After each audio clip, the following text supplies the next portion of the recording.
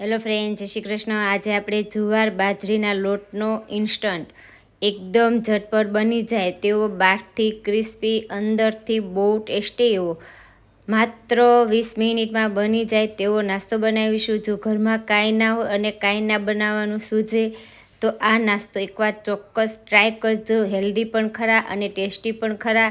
તો તેના માટે મેં 2 વાટકા જુવારનો અને બાજરીનો મિક્સ લોટ લીધો છે। તેની સામે 1 વાટકો આપણે રવો લેશું। રવાથી આ નાસ્તો એકદમ ક્રિસ્પી બનશે। તો આ નાસ્તો ઇન્સ્ટન્ટ બનાવવાના છે તો તેના માટે 1 વાટકો ખાટું દહીં લેવાનું, 1 વાટકો પાણી એડ કરશું અને આ નાસ્તાને આપણે હાથેથી જ મિક્સ કરશું। આ નાસ્તો ઇન્સ્ટન્ટ બનાવવાના છે એટલે આ રીતે હાથેથી મિક્સ કરવાથી સરસ આથો આવશે અને નાસ્તો આપણો એકદમ સોફ્ટ એવો બનશે।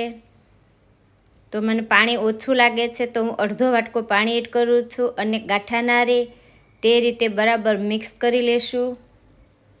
તો હજી પાણી ઓછું લાગે છે તો આપણે પાછું અડધો વાટકો પાણી એડ કરશું। કુલ 2 વાટકા પાણી અને 1 વાટકો દહીં એડ કર્યા છે। તો 1 મિનિટ માટે આ રીતે સરસ ફેટી લેવાનું। આ રીતનું ઠીક એવું મિશ્રણ તૈયાર કરી આ મિશ્રણને ઢાંકી અને 15 મિનિટ માટે રહેવા દેશું। જો તમારા આગળ વધારે સમય હોય તો તમે 1 કલાક માટે પણ રાખી શકો। તો હવે આપણે શાકભાજી જોઈ લઈએ। તો શાકભાજીમાં મેં ગાજર ખમણેલું લીધું છે અને એક મોટું વાસણ લેશું, તેમાં જ આપણે આ બધી વસ્તુ મિક્સ કરશું। તો ખમણેલું ગાજર, ખમણેલા કાંદા, કેપ્સિકમના ટુકડા, પાલક, મેથી અને ધાણા ત્રણેય વસ્તુને મેં સાથે ધોઈને કટ કરીને લીધી છે। તમે બીજા પણ કોઈ પણ શાકભાજી લઈ શકો અથવા આમાં પાલક અથવા મેથી ના હોય તો તમે સ્કીપ પણ કરી શકો। આખા ધાણા અને મરી બંનેને મિક્સમાં મેં અધકચરા ક્રશ કરીને લીધા છે। હિંગ, હળદર, ધાણા જીરું, થોડો ગરમ મસાલો, સ્વાદ અનુસાર મીઠું, બસ આટલા જ મસાલામાં આ નાસ્તો બહુ ટેસ્ટી એવો બનશે। વધારે મસાલા કરવાની પણ જરૂર નથી। જે આપણે લોટ પલાળીને રાખ્યા છે હવે એડ કરશું। બધી જ વસ્તુ બરાબર મિક્સ કરી લેશું। તો અત્યારે આપણે પાણી કે છાશનો ઉપયોગ કરવાનો નથી કેમ કે શાકભાજી એડ કર્યા છે એમાં પણ પાણીનો ભાગ હોય છે એટલે આ રીતનું ઠીક એવું મિશ્રણ બનીને તૈયાર થશે। તો આ રીતનું મિશ્રણ બન્યું છે। હવે આપણે આદુ, મરચી અને લસણ ત્રણેયને મેં અધકચરા ક્રશ કરીને લીધા છે। જેવું તીખું ખાતા હોય એ રીતે એડ કરી અને બરાબર મિક્સ કરી લેશું અને આ રીતનું ઠીક એવું બેટર રાખવાનું છે। જો પતલું લાગે તો થોડો રવો એડ કરી અને ઘટ કરવાનું અને વધારે ઘટ લાગે તો થોડું પાણી અથવા છાશ એડ કરી આ રીતનું મિશ્રણ તૈયાર કરવાનું છે। તો આ રીતનું આપણું મિશ્રણ બન્યું છે। હવે જે બાઉલમાં લોટ પલાળ્યા હતા એમાં જ આપણે આ થોડું મિશ્રણ લેશું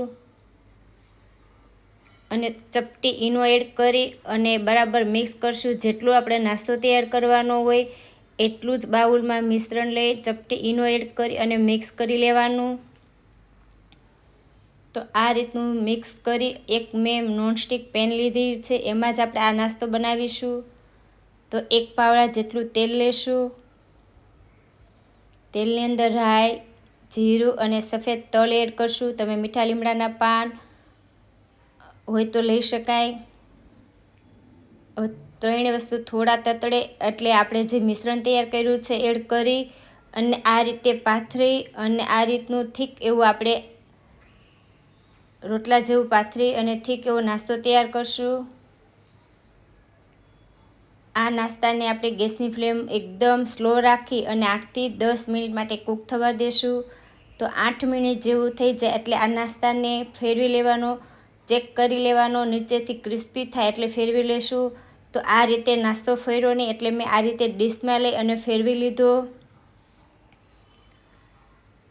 હવે આ રીતે ફેરવી દબાવી સરખો કરી અને નાસ્તાને 4 થી 5 મિનિટ માટે નીચેની સાઈડ પણ આપણે એકદમ સરસ ક્રિસ્પી થઈ જાય ત્યાં સુધી ક્રિસ્પી કરી લેવાનું। તો મેં ત્રણેય ગેસ ઉપર આ રીતની પેન મૂકી અને સાથે જ નાસ્તો તૈયાર કર્યો છે। આ રીતના 3 નાસ્તા તૈયાર કરશો તો 6 વ્યક્તિ ખાઈ શકે એટલો તમારો નાસ્તો બનીને તૈયાર થશે। તો બહારથી એકદમ ક્રિસ્પી, અંદરથી એકદમ સોફ્ટ, ખાવામાં બહુ ટેસ્ટી એવો આ નાસ્તો બનીને તૈયાર છે. તો આ રીતે મેં 4 ભાગમાં કટ કર્યો છે. તો આ નાસ્તો જુવારના લોટનો છે એટલે જુવારમાં બહુ બધા તત્વો હોય છે અને ખાવામાં પણ ઠંડી હોય છે. અને આપણે શાકભાજી એડ કર્યા છે તો શાકભાજી ખાવામાં ખૂબ જ હેલ્ધી, તો ડાયટવાળા અને બીમાર વ્યક્તિ પણ ખાઈ શકે તેવો જુવાર બાજરીનો મિક્સ નાસ્તો આપણો એકદમ ટેસ્ટી એવો બન્યો છે. જો આ રેસીપી ગમી હોય તો શેર કરજો, લાઈક કરજો. આવા જ વિડીયો જોવા ચેનલ